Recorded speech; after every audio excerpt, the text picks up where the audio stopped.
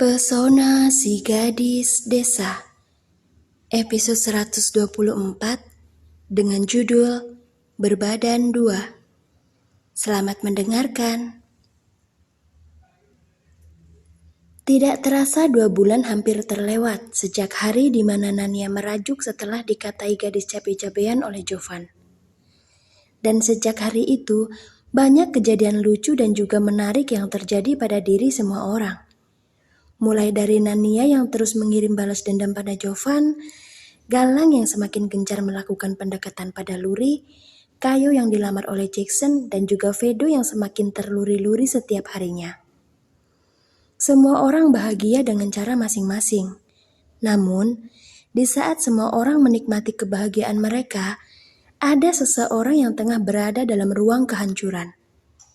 Dialah Kanita, mantan teman tidur Vedo yang tengah ditimpa kemalangan akibat kesalahan satu malam yang terjadi beberapa bulan lalu. Ya, saat ini Kanita tengah berbadan dua. Dia mengandung anak dari pria asing yang malam itu menghabiskan malam di kamar hotel yang dia sewa. Dan pria asing tersebut bernama Ando. Apa yang harus aku lakukan sekarang?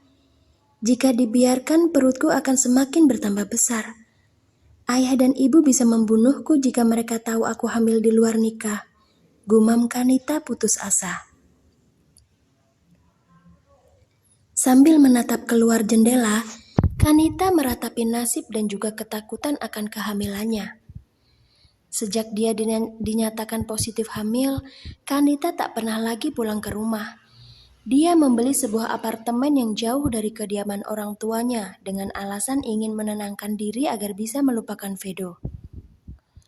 Padahal kenyataannya, Kanita hanya ingin menyembunyikan hadirnya janin di dalam rahimnya.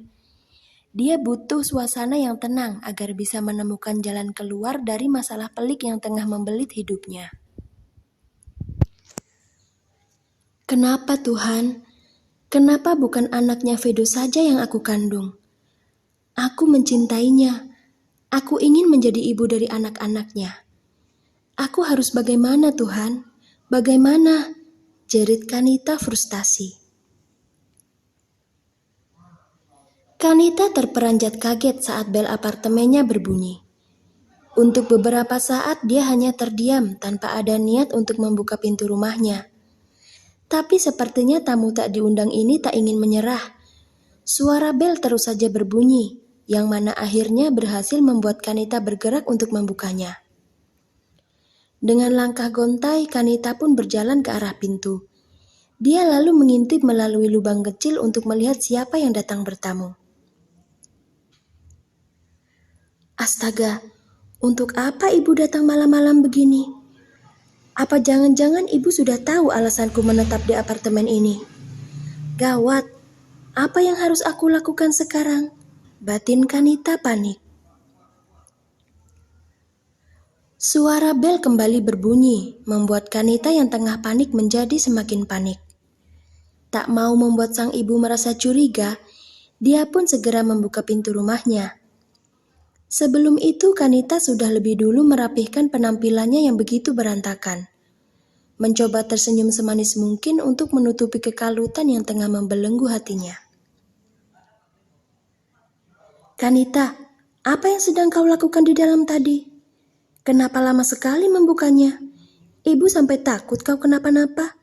Cecar Mili begitu pintu apartemen putrinya terbuka.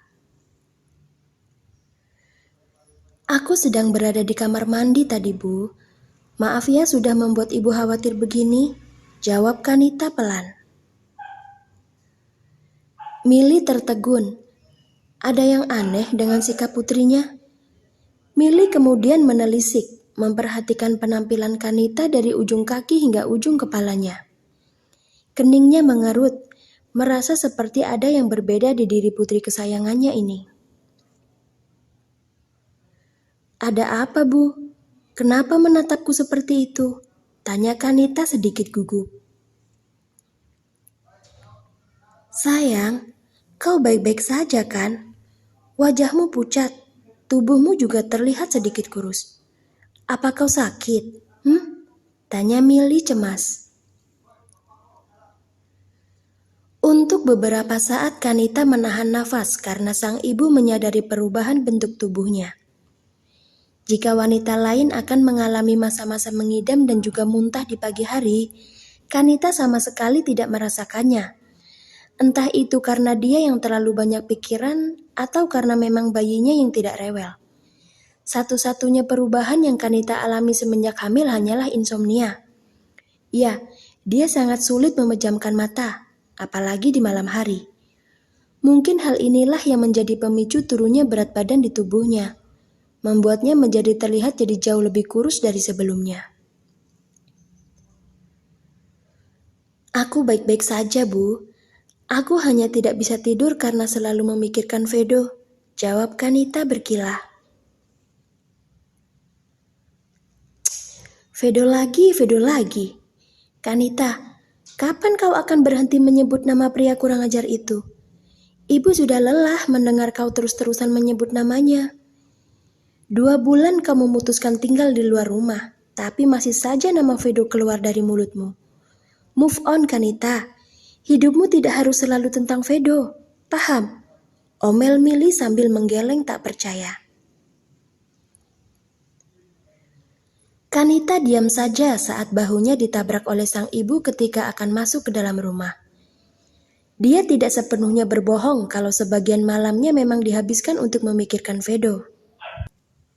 Kanita resah memikirkan akan bagaimana nasib masa depannya kelak jika Vedo sampai tahu dia tengah mengandung anak dari pria lain.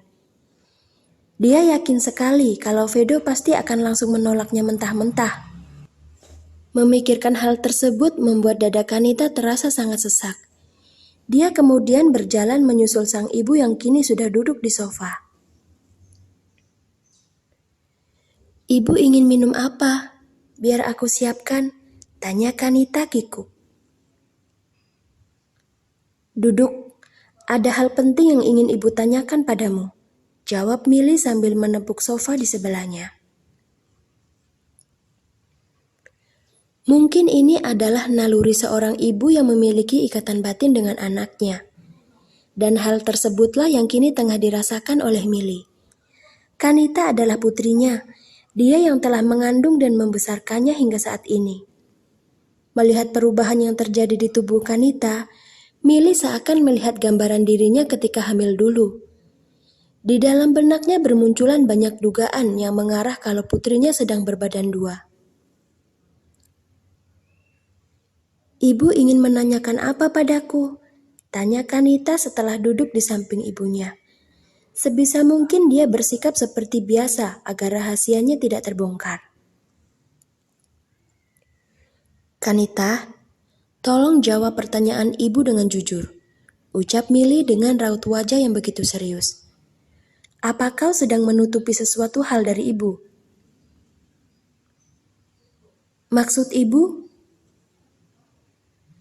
Keadaanmu sekarang sama persis dengan keadaan ibu saat sedang mengandungmu dulu. Sekarang jujur, apa kau hamil? Tegas Milly. Kanita langsung terpaku mendengar pertanyaan sang ibu. Untuk seperkian detik nyawanya seperti terbang keluar. Benarkah dia sudah ketahuan? Tidak mungkin. Jawab ibu, Kanita. Jika memang benar kau sedang hamil, beritahu ibu siapa ayah dari janin yang sedang kau kandung. Dia harus mempertanggungjawabkan perbuatannya padamu. Ayo cepat jawab, Kanita. Desak Milly resah melihat kebungkaman di diri putrinya. Ibu ini apa-apaan sih? Bagaimana bisa ibu terfikir kalau aku sedang hamil? Hah? Keadaanku jadi seperti ini karena aku sedang berusaha melepaskan Vedo dari hidupku. Ini sangat sulit untukku melakukannya, Bu. Aku tidak bisa makan, tidak bisa tidur, dan tidak bisa berpikir dengan benar. Aku seperti ini bukan karena sedang hamil, tapi aku sedang berjuang, jawab Kanita histeris. Sesaat kemudian Kanita menangis. Dia panik antara takut ketahuan dan juga sakit saat mengatakan sedang berjuang untuk melupakan Vedo. Ibarat kata, dia seakan dipaksa untuk menelan racun dan juga memotong urat nadi di tangannya secara bersamaan. Sangat menyakitkan. Milly mengerjap-ngerjapkan mata mendengar penjelasan Kanita. Ingin percaya, tapi sebagian hatinya berkata kalau Kanita memang benar sedang mengandung. Kecurigaan Milly jadi menghilang saat dia mendengar suara isak tangis Kanita yang begitu menyayat hati. Sebagai seorang ibu, Milly tentu saja tidak tega menyaksikan putri yang begitu dia sayangi terluka sampai seperti ini hanya karena seorang pria. Segera dia memberikan pelukan hangat sembari membujuk agar putrinya berhenti menangis.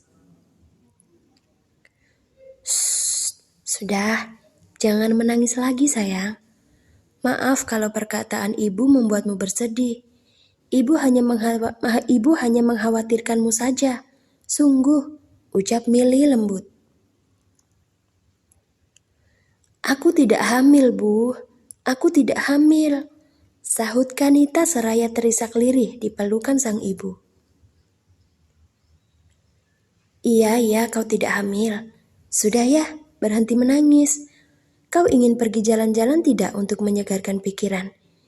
Ibu janji ibu akan membelikan apapun yang kau minta. Mau?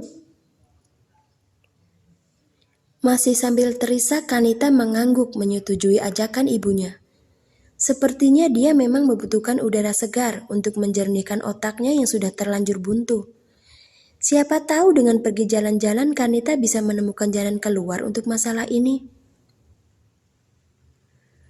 Aku mohon Tuhan, tolong bantu aku menyelesaikan masalah ini.